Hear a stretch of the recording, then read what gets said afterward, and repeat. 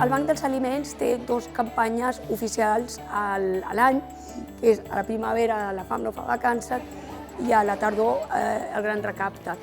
A part d'això, sí que és cert que tenim moltes altres campanyes que fan en benefici del banc. En aquest sentit podem dir Cap nen sense bigoti, és potser la més gran ara mateix, tenim maletes contra la fam. El Gran Recapte s'organitza, s'impulsa arrel de l'esclat de la crisi econòmica i sobretot arrel de l'increment del número de persones ateses pel Banc dels Aliments. De fet, es va copiar de Portugal. Havíem sentit que era una bona campanya, una campanya on es podia obtenir un bon èxit de recollida d'aliments i sí, vam començar fa 9 anys. El més gratificant de la Gran Recapte potser és saber que envies una banyera de cartró buida, l'envies a un supermercat i a la tarda t'arriba plena.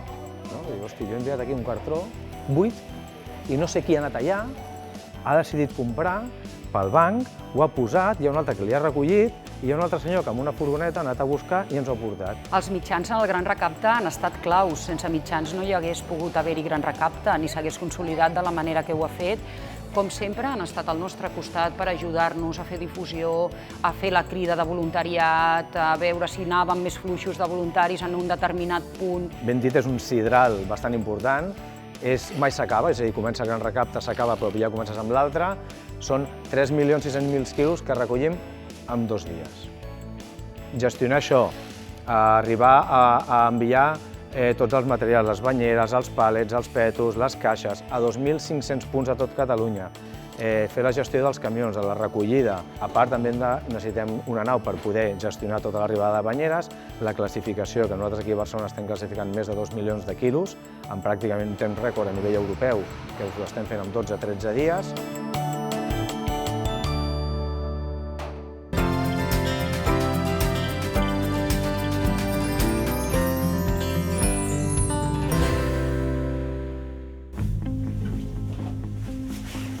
No es el primer año que nuestro colegio participa en este voluntariado y siempre me ha hecho ilusión porque siempre he visto personas que conozco personalmente aquí ayudando a la comunidad. Todo el mundo no tiene las mismas condiciones y tenemos que poner nuestro grano de arena para ayudar a los que no puedan. Tenemos 4 horas desde las 9 hasta las 1 y después vamos al cole a comer y tenemos cole después 3 horas, pero mañana algunos voluntarios pueden venir otra vez, pero no es con el cole y yo me vengo también. De fet, la iniciativa surt d'un altre profe que és de ciències, que fa una assignatura en biologia i ciències de la terra i tal, i parlant del malbaratament dels aliments, vam veure que en el menjador es llença molt de menjar, encara que ho vulguin evitar, i vam dir de participar en alguna ONG i tal, y vamos al Banc dels Aliments y vamos a pensar que, mira, de cara a los nois podría ser interesante. Hemos hablado algunas veces sobre que hay mucha comida que se pierde entre el hogar y la producción. Y con toda esa comida podríamos darla a otras personas que lo merecen. Amb els alumnes el que busquem és això, és la consignació, perquè ells veuen una realitat molt diferent a la realitat social de Catalunya moltes vegades, és una escola privada, i de vegades la realitat que hi ha està una mica allunyada de la seva bombolla o de la seva realitat personal. Llavors la idea era que veiessin que sí, que n'hi ha gent a Catalunya que pateix ganes, és a dir, que hi ha una pobresa important, que hi ha un 10% de la gent que té pobresa energètica, explicar el tema, és a dir, aprofitar també que participen al Banc dels Aliments per a parlar de la situació a Catalunya, de la crisi i del que passa habitualment en les famílies. I els va molt bé perquè els responsabilitza, els fa col·laborar, se senten molt bé un cop han fet això, és el que a mi més m'agrada, que un cop acaben les activitats avui i demà, venen amb la sensació de ser millors persones. Creo que mucha gente debería hacerlo y más a menudo.